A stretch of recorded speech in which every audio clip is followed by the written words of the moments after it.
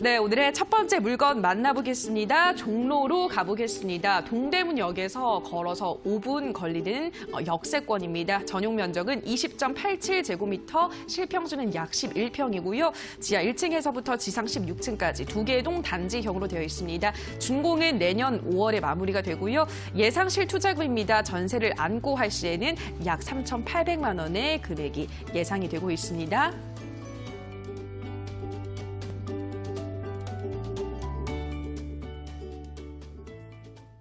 네, 오늘의 첫 번째 물건은 종로에서부터 출발합니다. 종로는요, 이사님이 서울에서 정말 중심지잖아요. 네, 그만큼 사람 유동인구도 많고 위치가 너무너무 좋은데 여기에 입지 여건 어떻게 좀 살펴봐야 될까요?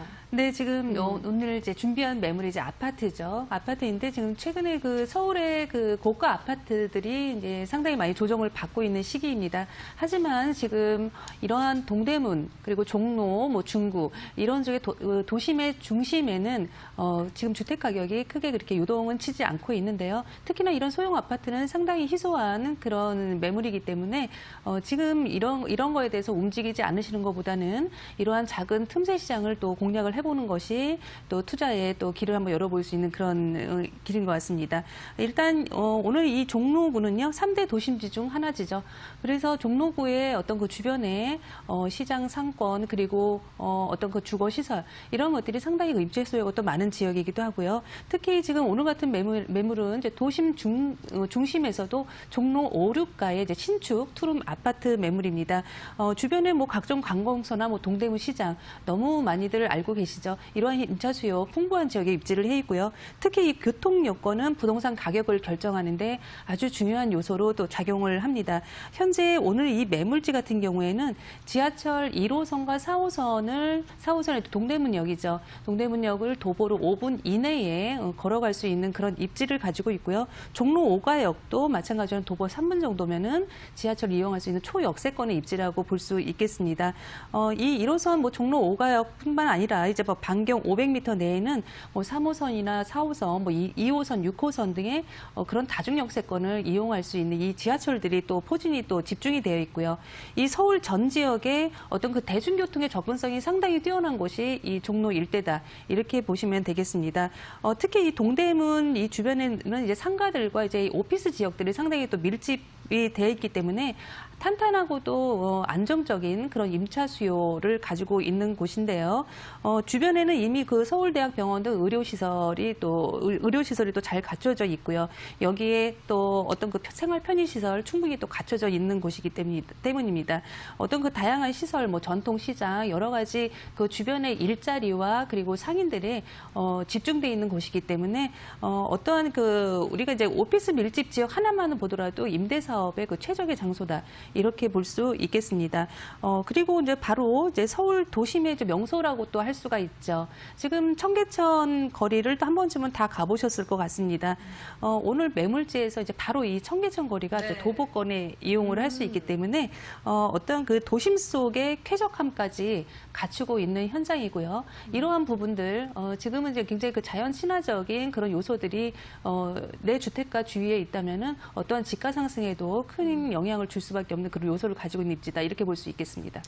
네, 서울시 종로구 종로 5, 6가 아파트 입지 여건부터 살펴봤습니다. 제가 부동산을 이제 막 방송하는 게 오늘은 처음이고 잘 모르지만 제가 듣기로도 부동산은 첫 번째도 입지고 두 번째도 입지고 세 번째도 입지다. 그만큼 입지가 중요하다는 말은 저도 요즘 워낙에 관심이 많이 있어서 많이 듣고 있는데요. 입지 여건이 너무너무 좋습니다. 일단 요즘같이 고가 아파트들이 가격 조정을 받고 있는 시기에 틈새 시장을 노려보자라고 말씀하셨는데 여기 근처는 가보신 분들은 아실 거예요. 주거 시설도 많고 상가와 오피스가 밀집해 있기 때문에 임대 사업하기 최적의 장소다라고 하셨고요. 청계천 저도 참 좋아하는데요. 도심 속의 쾌적함까지 누릴 수 있는 정말 탄탄한 수요가 뒷받침되는 지역이다라고 말씀을 해주셨습니다. 교통은 말할 것도 없고요. 이렇게 입지는 탄탄하다라는 거를 저희가 확인을 했는데 입지 외에도 또 가격이 좀 오르려면 호재라는 게 있어야 되잖아요, 이사님. 개발 호재 어떤 거 있나요? 네, 지금 이 종로 지역은요, 굉장히 그 노후된 오래된 그런 주택들이 이제 밀집을 해 있는 곳이고요. 10년 이하의 이런 신축 주택급들이 거의 보이지 않는 약 한 7%밖에 되지 않는 곳이기 때문에 상당히 그 앞으로도 그 개발 압력이 상당히 높은 지역이다. 이렇게 볼 수 있겠습니다. 그렇기 때문에 이제 정부는 이제 도심의 이런 상업지구 내에 이제 비율을 상당히 그 안에 있는 주거 비율을 높여서 이제 주택 공급을 90%까지 이제 늘려본다는 이제 그런 정책을 지금 발표를 했고요. 그렇기 때문에 우리는 이제 도시환경 정비 사업에 뭐 집중을 또 해보지 않을 수가 없습니다. 지금 도심 사대문 도시환경 정비 사업 같은 경우는 이 종로구에서 이제 여러 개발 사업을 또 가지고 있는데요. 이러한 도심의 어떤 그 재정비 사업은 세계적으로도 상당히 그 세계적인 추세라고 또 볼 수 있겠습니다. 이러한 뭐 도심부에 부는 이런 재개발, 어떤 그 주변에 낙후된 지역들의 이제 황골 탈퇴를 위해서 이제 하게 되는 개발 사업들인데요. 또한 이런 주거와 업무 기능이 결합된 어떤 서울 중심 지구로의 그 재탄생을 기대하게 되는 이런 사업이라고 또 볼 수 있겠습니다. 바로 이러한 또 낡은 건물, 또 기반 시설이 상당히 또 노후된 이러한 지역들을 이제 정비를 하게 되는 사업인데요. 그중 한 사업이 이 율곡로 또 제1종 지구 단위 계획 사업의 이제 취지로 볼 수가 있겠습니다. 서울시는 이제 현재 그 서울의 뭐 북부 개발 또 그리고 또 서울시청 또 신축 사업이나 이런 세운상가 재개발 등의 그 많은 지역들이 현재 그 지구 단위 계획으로 이제 묶여 있기 때문에 어떤 그 서울시에서는 상당히 이런 것에 대한 그 개발 의지를 보이고 있다. 이렇게 해석을 해보시면 좋을 것 같고요. 이 율곡로가 이제 20년 만에 재정비를 하게 된다는 그런 내용이기 때문에 어떤 큰 호재로 볼 수 있겠습니다. 또한 지금 보시는 이 세운상가 재정비 사업 추진 내용을 한번 살펴보시면은요. 이것은 지금 1970년대 굉장히 화랑이었던 그런 어떤 그 대형 그런 전자 유통 상가가 이 상가죠. 이 세운상가 일대는 현재는 이제 서울 한복판에 있지만 상당히 지금 건물이 이제 굉장히 노후되고 그리고 이제 개발이 이제 불가피한 상황이라고 할 수 있겠습니다. 앞으로 이제 연 면적이 이제 30만 제곱미터 그 이상의 부지를 이제 개발을 하게 되는데요. 이 안에 이제 대규모의 그런 복합시설들이 이제 들어오게 됩니다. 어떤 호텔이나 또 관광산업을 위한 것들, 그리고 업무시설, 이러한 것들이 이제 예정이 되면서 이 주변의 지역적인 가치가 상당히 좀 끌어올 것이라고 보고 있고요. 주변이 잘 정비가 되기 때문에 그만큼 그 주변의 집가 상승에 충분히 영향을 미칠 수 있는 그런 개발 사업이라고 볼 수 있겠습니다.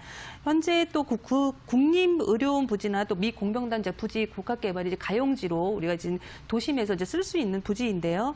이 대상지 내에 이 기관들이 현재 이제 이전을 또 앞두고 있기 때문에 앞으로 이제 이곳에 대규모 이제 부지 활용 계획이 이제 필요한 상황이라고 볼 수 있겠습니다.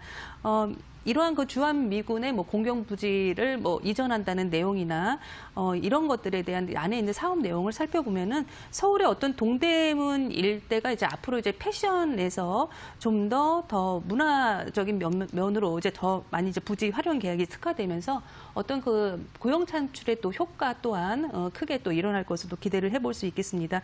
그렇게 된다면 이제 유동인구 역시도 상당히 또 많이 또 늘어난다고 볼 수 있겠죠. 이 동대문구는 이제 현재 이 점포수로 보면은 약 3만 5천 개의 또 점포가 있고요.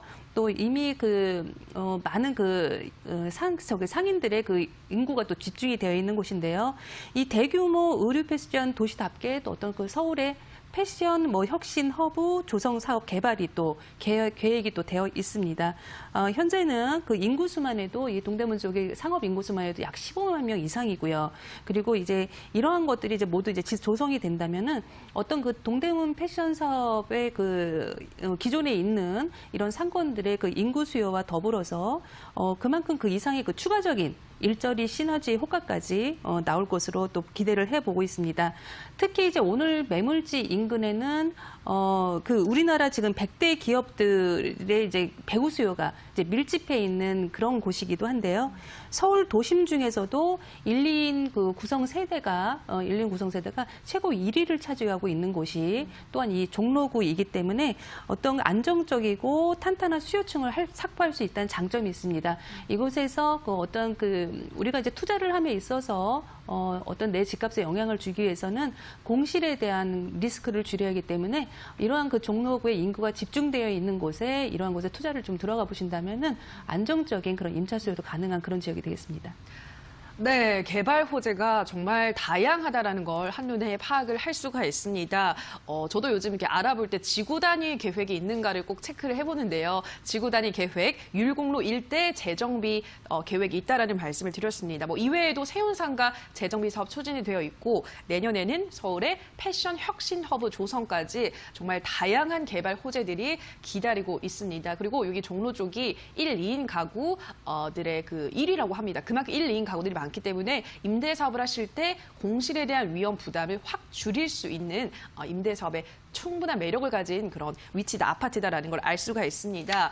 자, 그럼 이제 어떻게 생겼는지 또 건물 내부까지 자세하게 들여봐야 할 텐데요. 건물 특징은 어떤 특징인가요, 이사님? 네, 건물 특징은 이제 첫 번째로 아파트로 지어진다는 네. 그 특징이 가장 크겠고요. 일단 후분양 아직 준공이 완료되지 않은 매물이라는 점도 또 참고를 하셔야 되겠습니다. 2021년 내년이죠. 약 5월이니까 지금부터 한 1년 정도를 좀 바라보시면 되겠고요. 총 2개의 동으로 지어지는 단지형 아파트이기 때문에 규모가 상당히 크다고 할 수 있겠습니다. 약 15층 규모의 아파트로 지어질 예정이고요. 현재 지금 오늘 가지고 나온 매물 같은 경우에는 이제 투룸 구조로 방 2개, 거실, 주방, 또 욕실을 가지고 있는데 투룸 구조가 되겠습니다. 내부적인 이제 가전 제품은 풀 옵션으로 들어갈 예정인데요. 현재 사진상에 보이시는 거는 저희가 아직 준공 전이기 때문에 이제 이미지 사진으로 이제 보시면 될 것 같고요. 이런 건물들의 이제 가장 그 특징이라고 또 말씀을 드리자면은 지금 서울 도심 내 집에서도 이 청계천 조망이 되고요. 또 남산 조망이 또 가능하다는 그런 그 입지적인 장점을 또 가지고 있는 것입니다. 네. 특히나 이 복잡한 도심의 주택들 중에서 가장 신경 쓰이고 첫 번째로 항상 문의가 있는 부분은 주차장 확보에 대한 이제 그런 맞아요. 문제인데요. 네. 지금 현재 그 지하층과 그 지상의 주차장을 마련을 해놓고 있기 때문에 넉넉한 주차 공간, 충분한 공간 활용 가능하겠습니다.